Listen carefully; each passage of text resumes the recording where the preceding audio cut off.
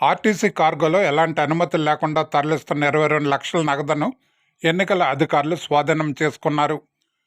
ఏలూరు జిల్లా జంగారెడ్డిగూడెంలో హైదరాబాద్ నుంచి జంగారెడ్డిగూడెం ఆర్టీసీ కార్గోలో రహస్యంగా అట్టపెట్టెలో పెట్టి తరలిస్తున్న నగదును ముందస్తు సమాచారంతో పట్టుకున్నామని పోలీసులు తెలిపారు.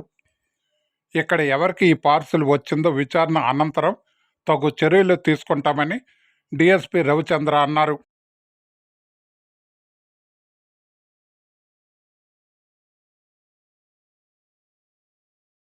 ఈరోజు జంగారెడ్డిగూడెం పట్టణంలో ఆర్టీసీ కార్గోలో హైదరాబాద్ నుంచి వచ్చినటువంటి పార్సిల్స్ వీళ్ళు దించుతున్న క్రమంలో వచ్చిన సమాచారం మేరకు ఆ కార్గో వెహికల్ను సర్ప్రైజ్ చెక్ చేయగా దానిలో పార్సిల్లో వచ్చినటువంటి డబ్బులు దొరకడం జరిగింది.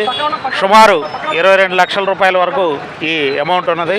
అవి ఎవరు పంపించారు, ఎక్కడి నుంచి వచ్చినాయి, ఎవరికి సంబంధించిన అనేది తదుపరి దర్యాప్తులో తేల్చి వాళ్ళ మీద చర్యలు తీసుకోవడం జరుగుతుంది. ప్రస్తుతానికి ఈ డబ్బులు అన్నీ కూడా సీజ్ చేయడం జరిగింది. ఫ్లయింగ్ స్క్వాడ్ టీం ఇన్ఛార్జ్ గారు వచ్చారు, వారు ఈ డబ్బులన్నీ కూడా సీజ్ చేయడం జరిగింది.